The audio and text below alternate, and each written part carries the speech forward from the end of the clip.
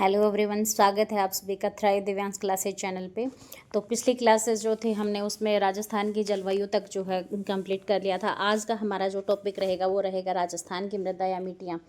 तो मृदा शब्द की उत्पत्ति की अगर बात की जाए तो मृदा शब्द की जो उत्पत्ति है वो किससे हुई है? सोलम से हुई है।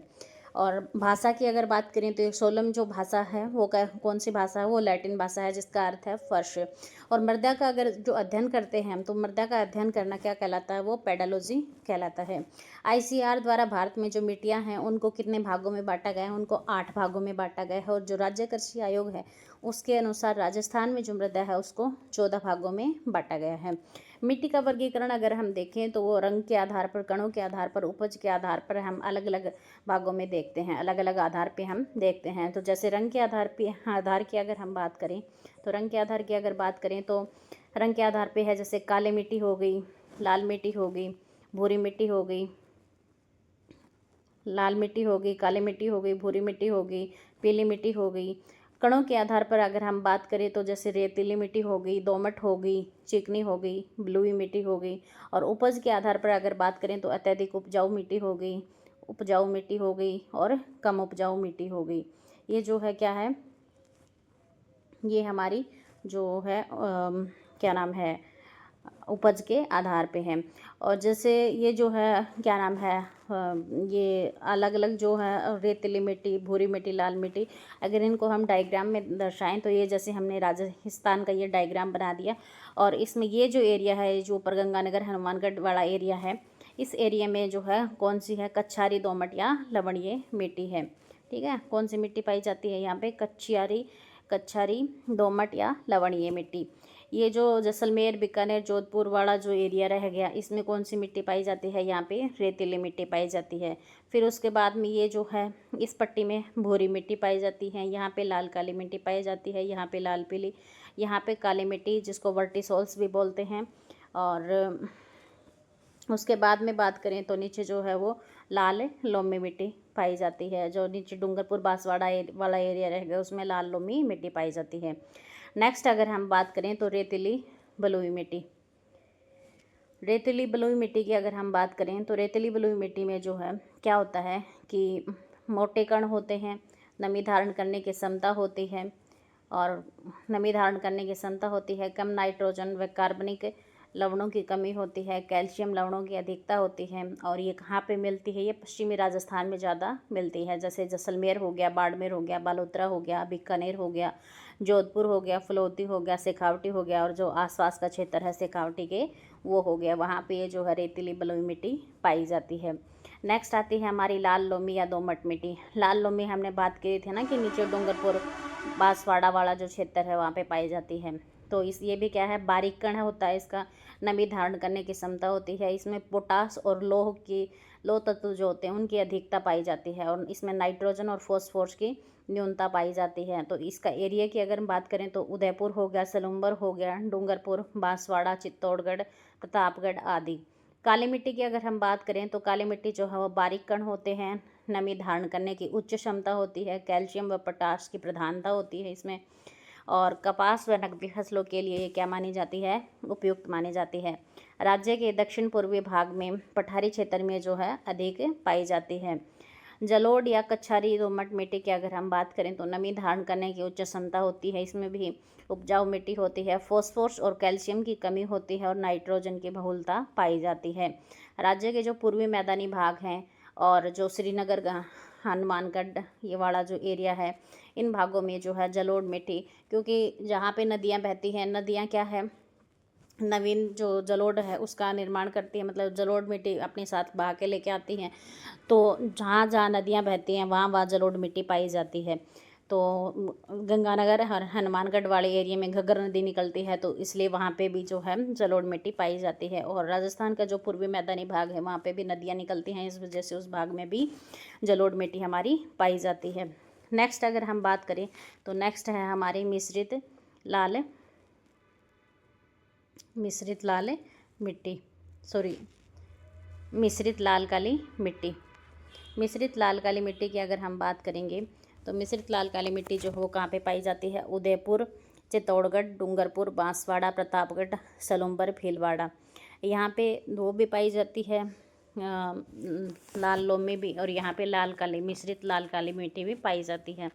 मिश्रित लाल पीली मिट्टी की बात करें तो सवाई माधोपुर, करौली, अजमेर, ब्यावर, सिरोही, इस जगह जो है मिश्रित लाल पीली मिट्टी मिलती है। भूरी मिट्टी की अगर हम बात करें तो भीलवाड़ा, अजमेर, टोक, ब्यावर, सवाई माधोपुर, यहाँ पे जो है भूरी मिट्टी मिलती है। लवणीय मिट्टी की अगर हम बात करें तो गंगानगर हो गया, बीकानेर हो गया, बाड़मेर हो गया, बालोतरा हो गया, जालौर हो गया, इस वाले क्षेत्र में जो है लवणीय मिट्टी पाई जाती है। पर्वतीय मिट्टी की बात करें तो जहाँ पे अरावली है और अरावली के आसपास का जो क्षेत्र है, सिरोही हो गया, उदयपुर हो गया, पाली हो गया, अजमेर हो गया, अलवर हो गया, जयपुर, नागौर, डेडवाड़ा, कुचामन, जो अरावली के जो भी ज़िले हैं उनमें क्या है पर्वतीय मिट्टी पाई जाती है। कृषि विभाग के अनुसार अगर हम देखें तो मृदा का वर्गीकरण जो है वो अलग अलग प्रकार से किया गया है। जैसे कैल्सी ब्राउन मरुस्थली मृदा, ये जैसलमेर और बीकानेर में पाई जाती है। कैल्सी ब्राउन मरुस्थली मृदा जो है कहाँ पे पाई जाती है, ये जैसलमेर और बीकानेर में पाई जाती है। ग्रे ब्राउन जलोढ़ मृदा की अगर हम बात करें तो ये कहाँ पाई जाती है, ये जालौर, पाली, नागौर, अजमेर और सिरोही में पाई जाती है। रेवेरिया मृदा की अगर हम बात करें तो ये कहाँ पे पाई जाती है, ये गंगानगर में पाई जाती है। साइरोजेक्स मृदा की अगर हम बात करें तो ये भी कहाँ पाई जाती है, ये भी गंगानगर में पाई जाती है। नेक्स्ट अगर हम बात करें तो नेक्स्ट है हमारे पास नवीन जलोढ़ मृदा, ये अलवर, भरतपुर, सवाई माधोपुर वाले क्षेत्र में पाई जाती है, जयपुर वाले क्षेत्र में। जिप्सी फेरस मृदा बीकानेर में पाई जाती है। पर्वतीय मृदा उदयपुर व कोटा वाले क्षेत्र में पाई जाती है। मरुस्थल एवं बालू का स्तूप जो है वो जोधपुर, बाड़मेर, जैसलमेर, बीकानेर वाले क्षेत्र में पाई जाती है। नॉन कैल्शियल ब्राउन मृदा, ये जो है वो जयपुर, सीकर, झुंझुनू, नागौर और हमारा कौन सा है, नागौर, अजमेर, अलवर, इस वाले क्षेत्र में जो है ये पाई जाती है। अब नेक्स्ट बात करें हम तो नेक्स्ट जो है वो है पीली भूरी मृदा। पीली भूरी मृदा जो है वो कहाँ पे पाई जाती है, पीली भूरी मृदा जो है जयपुर, टोंक, सवाई माधोपुर, भीलवाड़ा, चित्तौड़गढ़, उदयपुर, यहाँ पे जो है पीली भूरी मृदा पाई जाती है। नवीन भूरी मृदा की अगर हम बात करें तो भीलवाड़ा व कोटा में जो है नवीन भूरी मृदा पाई जाती है। लाल लोम मृदा की बात करें तो डूंगरपुर, बांसवाड़ा। काली गहरी मध्यम मृदा की बात करें तो कोटा, बूंदी, भीलवाड़ा, चित्तौड़गढ़, भरतपुर, झालावाड़, यहाँ पे जो है काली गहरी मध्यम मृदा मिलती है। मरुस्थली मृदा की अगर हम बात करें तो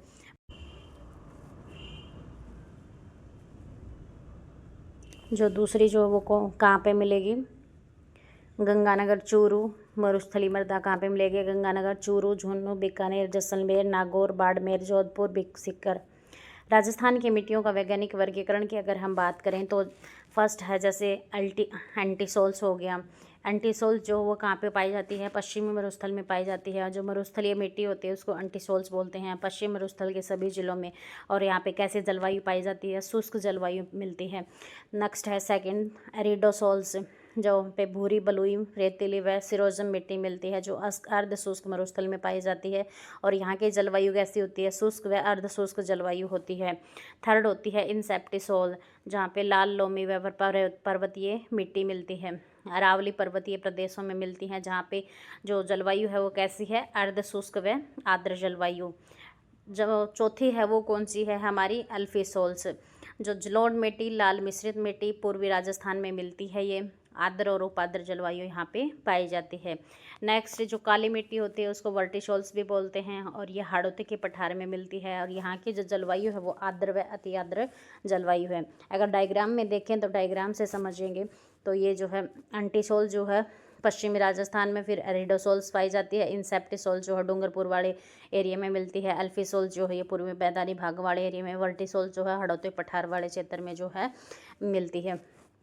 USDA United state department of agriculture द्वारा वर्गीकृत मृदा के प्रकार जो है वो क्या है, 5 भाग हैं। 5 भागों में इनको विभाजित किया गया है। और आधार क्या लिया था इनका, मृदा के कण, मृदा के कणों के आधार पर इनको बांटा गया था। अब देखते हैं कि मृदा की जो समस्याएं हैं वो क्या क्या हैं। सबसे पहले की अवकर्षण है, वो जो है इसकी समस्या है। लवणीयता है, अपर्दन है, अम्लीयता और क्षारीयता, ये सारी की सारी क्या है, ये मृदा की समस्याएं हैं। अवकर्षण की अगर हम बात करें तो अवकर्षण क्या है कि जो मिट्टी है, मिट्टी की उत्पादन क्षमता जो है उसका कम होना। और मिट्टी की उत्पादन क्षमता कम होने से क्या हो जाता है, मिट्टी का अवकर्षण होता है। और इसका उपाय की अगर हम बात करें तो जैविक खाद का अगर यूज़ किया जाए तो इसका जो उत्पादन क्षमता है वो कम नहीं होगी। लवणीयता की बात की जाए तो अत्यधिक सिंचाई के कारण क्या होता है कि जो भूमि की जो ऊपरी ऊपरी परत होती है उस पर लवण की एक मतलब लवण मतलब एक नमक बोल सकते हैं आप, उसकी परत जम जाती है। तो इसका उपाय क्या है कि रॉक फॉस्फेट जो होती है उस खाद का प्रयोग किया जाए, गोबर की खाद प्रयोग किया जाए, गवार या जो ढेंचा है उसका प्रयोग किया जाए, सुबबूल उगाया जाए। फिर होता है अपर्दन। अपर्दन मतलब मृदा अपर्दन जो है वो क्या है, मिट्टी की रेंगती हुई मृत्यु भी बोलते हैं और कृषि का अक्षय रोग भी माना जाता है। और कृषि का पहला शत्रु भी कौन सा है, अपर्दन है। अपर्दन जो है वो 3 प्रकार से होता है, क्षैतिज अपर्दन, लंबवत अपर्दन और चद्दर अपर्दन। क्षैतिज अपर्दन यानी परत अपर्दन जो वायु द्वारा होता है, ज़्यादा कहाँ पे पाया जाता है, ये जैसलमेर में मिलता है। लंबवत अपर्दन जो जल अपर्दन माना जाता है, जहाँ कहाँ पे होता है, सवाई माधोपुर और करौली में होता है। चद्दर अपर्दन की बात करें तो ये भी जल अपर्दन ही होता है जो सिरोही और राजसमंद में ज़्यादा होता है। और जो सर्वाधिक अवनालिका अपर्दन वाली नदी है वो कौन सी है, चंबल नदी है। तो तभी चंबल के अंदर जैसे मतलब ऐसे गुफा टाइप से बने हुए हैं क्योंकि वो बहुत सारा अपर्दन करती है, इसलिए जो डाकुओं की जो शरण स्थली है वो चंबल नदी को माना गया है क्योंकि उसमें जो है गड्ढे गड्ढे ऐसे बने हुए हैं। सर्वाधिक नालीनुमा अपर्दन जो है वो कोटा में होता है। फिर अगर हम बात करें तो अम्लीयता मृदा और क्षारीयता मृदा। अम्लीयता मृदा कौन सी कहलाएगी, जिसका पीएच मान जो है वो 0.7 से कम होगा वो क्या कहलाएगी, अम्लीयता मृदा। क्षारीय मृदा जिसका पीएच मान जो वो 0.7 से अधिक होगा। तो अम्लीयता मृदा का जो उपाय है वो क्या है, चूने का अगर प्रयोग किया जाए तो ये जो है अम्लीयता मृदा जो है वो कम हो सकती है। और क्षारीयता मृदा का उपाय क्या है, जिप्सम का प्रयोग। और ये सर्वाधिक कहाँ पे पाए जाते हैं, ये पाली में पाए जाते हैं। नेक्स्ट अगर हम बात करें तो सेम या जलाधिकता।